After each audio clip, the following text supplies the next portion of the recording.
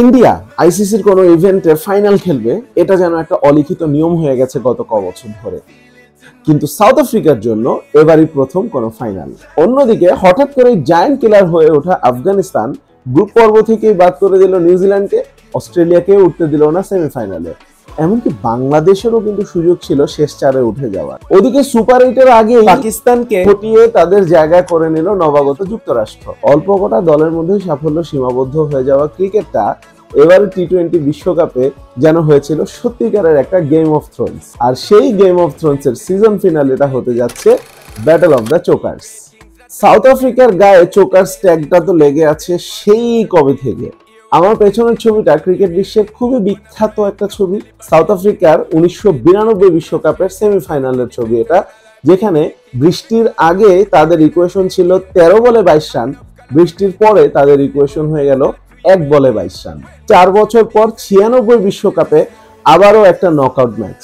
এবার কোয়ার্টার ফাইনালে ওয়েস্ট ইন্ডিজে, আরো স্পেসিফিক্যালি বললে ব্রায়ান লারার কাছে ধরাশায়ী হয়ে গেল সাউথ আফ্রিকা।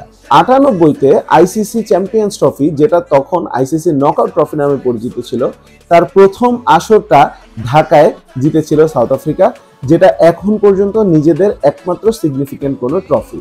আর 99-তে ক্লুজনার এবং ডোনাল্ডের ওইরকম পাগলাটে দৌড় চাপের মুখে আবারও ভেঙে পড়া সাউথ আফ্রিকা, আর ম্যাচ টাই করেও অস্ট্রেলিয়ার ফাইনালের উল্লাস।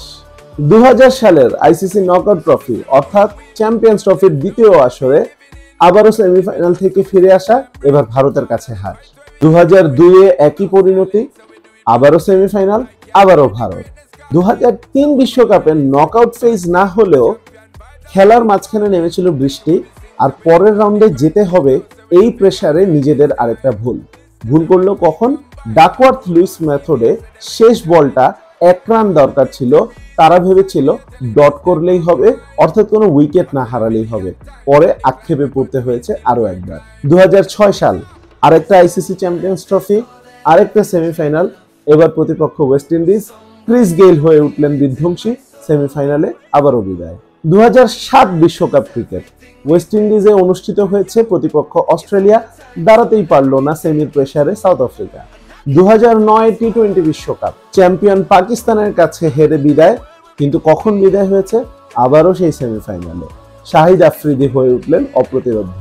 2011 বিশ্বকাপ উপমহাদেশে হয়েছিল, প্রতিপক্ষকে দুমড়ে মুচড়ে দ্বিতীয় রাউন্ডে গেল, যেটা ছিল নকআউট। কোয়ার্টার ফাইনাল, প্রতিপক্ষ নিউজিল্যান্ড, সাউথ আফ্রিকার একই পরিণতি, নকআউট পর্ব থেকে বিদায়। এরপর 2013 চ্যাম্পিয়ন্স ট্রফি, এবার প্রতিপক্ষ ইংল্যান্ড, কিন্তু উপলক্ষটা যখন সেমিফাইনাল, সাউথ আফ্রিকা তো চোখ করবেই। পরের বছরই 2014 টি-20 বিশ্বকাপ, আবারও ভারতের কাছে হার, আবারও সেমিফাইনালে হার। 1 বছরের ব্যবধানে বিশ্বকাপে আরো একটা হৃদয় ভঙ্গ, আরো একটা সেমিফাইনাল হার। এবার নিউজিল্যান্ডের কাছে গ্র্যান্ট এলিয়ট হঠাৎ করেই অসুরের মতো বিধ্বংসী হয়ে উঠলেন। সর্বশেষ স্মৃতিটা তো একেবারেই তরতাজা, এই তো গত বছরই ওয়ানডে বিশ্বকাপে অস্ট্রেলিয়ার কাছে আবারও সেমিফাইনালে হার। শুরুর দিকে যখন 2-3টা উইকেট পড়ে গেছিল সাউথ আফ্রিকার, তাদের ড্রেসিং রুমে একবার ক্যামেরা দেখিয়েছিল, সবাইকে দেখে মনে হচ্ছিল কেউ একটা মারা গেছে, এতটাই প্রেসারে ছিল তারা। এটা তো গেল সাউথ আফ্রিকার গল্প। ইন্ডিয়াকে কেন চোকার্স বলছি? বিশেষ করে ইন্ডিয়াকে মডার্ন ডে চোকার্স কিন্তু এখন অনেকেই বলে থাকে।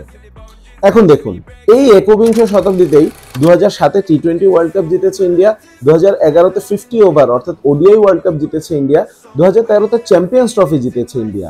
এখন 3টা মেজর ট্রফি ঘরে তোলার পরেও তাদের গায়ে চোকার্স ট্যাগটা কেন লেগে গেল? কারণ 2013 চ্যাম্পিয়ন্স ট্রফির পরে এই আজ পর্যন্ত যতগুলো আইসিসি ইভেন্ট হয়েছে, মোটামুটি প্রত্যেকটাতেই তার ফাইনাল অথবা সেমিফাইনাল ইন্ডিয়া খেলেছেই, কিন্তু শিরোপা তারা ঘরে তুলতে পারেনি। শুরুটা হয়েছিল সর্বশেষ চ্যাম্পিয়ন্স ট্রফি জেতার পরের বছরে 2014 টি-20 বিশ্বকাপের ফাইনালে। হেরে গেল ইন্ডিয়া মাহেলা জয়বর্ধনা এবং কুমার সাঙ্গাকারা শ্রীলঙ্কার কাছে। 1 বছর পর ওডিআই বিশ্বকাপ, অস্ট্রেলিয়ার কাছে ধরাশায়ী, এবার সেমিফাইনালেই। 4 বছর আগে অস্ট্রেলিয়া কোয়ার্টারে বিদায়ের প্রতিশোধটা খুব ভালোভাবেই মিটিয়ে নিল। বছর খানেক পরে আরেকটা টি-20 বিশ্বকাপ নিজেদের মাটিতেই, চ্যাম্পিয়ন হয়েছিল সেবার ওয়েস্ট ইন্ডিজ, আর তাদের মুখোমুখি হয়েছিল ইন্ডিয়া সেমিফাইনালে। লেন্ডল সিমন্স আর শেষ দিকে আন্দ্রে রাসেল, তারা দুজনে মিলে ইন্ডিয়ার স্বপ্নটা উড়িয়ে দিয়েছিলেন। পাকিস্তান এর আগে ইন্ডিয়াকে কখনো আইসিসির কোনো ইভেন্টে হারাতে পারেনি, তবে উপলক্ষটা যখন ফাইনাল, তখন মুখ থুবড়ে পড়েছিল এই পাকিস্তানের কাছেও ইন্ডিয়া 2017 চ্যাম্পিয়ন্স ট্রফি ফাইনালে। 2019 বিশ্বকাপ নিউজিল্যান্ডের বিপক্ষে সেমিফাইনাল, বৃষ্টির জন্য রিজার্ভ ডেতে ম্যাচ গড়ালো, মাত্র 240-এর টার্গেটও অনেক বড় হয়ে গিয়েছিল সেদিন ইন্ডিয়ার কাছে। 2022 টি-20 বিশ্বকাপ অস্ট্রেলিয়ার মাটিতে অ্যাডিলেইডে 169 রানের টার্গেটটা একটু ছোট হয়ে গিয়েছিল, সবাই বলাবলি করছিল, কিন্তু তাই বলে ইংল্যান্ডের কাছে 10 উইকেটে ম্যাচ হারবে? সেটাই করে দেখিয়েছিলেন জস বাটলার এবং অ্যালেক্স হেলস। প্রতিশোধটা এবারে অবশ্য ইন্ডিয়া নিয়ে নিয়েছে, ইংল্যান্ডকে বড় ব্যবধানে হারিয়ে সেমিফাইনাল থেকে। আর সর্বশেষ নিজেদের মাটিতে আরেকটা ওয়ার্ল্ড কাপ, 2023 বিশ্বকাপের কথা বলছি। 9 ম্যাচের সবকটাতে প্রতিপক্ষকে দাঁড়াতেই দেয়নি ইন্ডিয়া, কিন্তু ফাইনালে এসে কি হলো? অস্ট্রেলিয়ার কাছে আরো একবার স্বপ্নভঙ্গ। এ তো গেল রঙিন পোশাকের কথা। সাদা পোশাকেও যখন ইন্ডিয়া এসেছিল, উপলক্ষটা যখন হয়েছিল ফাইনাল, চাপের মুখে মুখ থুবড়ে পড়েছিল আরো একবার। ওয়ার্ল্ড টেস্ট চ্যাম্পিয়নশিপের কথা বলছি। দুটো আসরেই দুর্দান্ত খেলে ফাইনালে কোয়ালিফাই করলো ইন্ডিয়া, কিন্তু 2021-এ হেরে গেল নিউজিল্যান্ডের কাছে, আর 2023-এ হেরে গেল অস্ট্রেলিয়ার কাছে। তাহলে একটু খেয়াল করে দেখুন, সাউথ আফ্রিকা নকআউট ফেজে আসলেই কি যেন হয়ে যায়, কখনোই সেমিফাইনাল তারা বার করতে পারেনি, এবার তারা সর্বপ্রথম সেমিফাইনাল পার করলো। আর ইন্ডিয়া 2013-র পর থেকে প্রত্যেকটা আইসিসি ইভেন্টেই অলমোস্ট তারা ফাইনাল অথবা সেমিফাইনাল খেলেছে, কিন্তু শিরোপাটা উঁচিয়ে ধরা হয়নি। সুতরাং এই দুটো চোকার্স এবারের টি-20 বিশ্বকাপে ফাইনালে একে অপরের মুখোমুখি হচ্ছে। Battle of the chokers, game of thrones, game of this টি-20 ওয়ার্ল্ড কাপ ফাইনাল এপিসোডটা কে জিতবে? ইন্ডিয়া নাকি South Africa? Modern day chokers নাকি দি অরিজিনাল চোকার্স?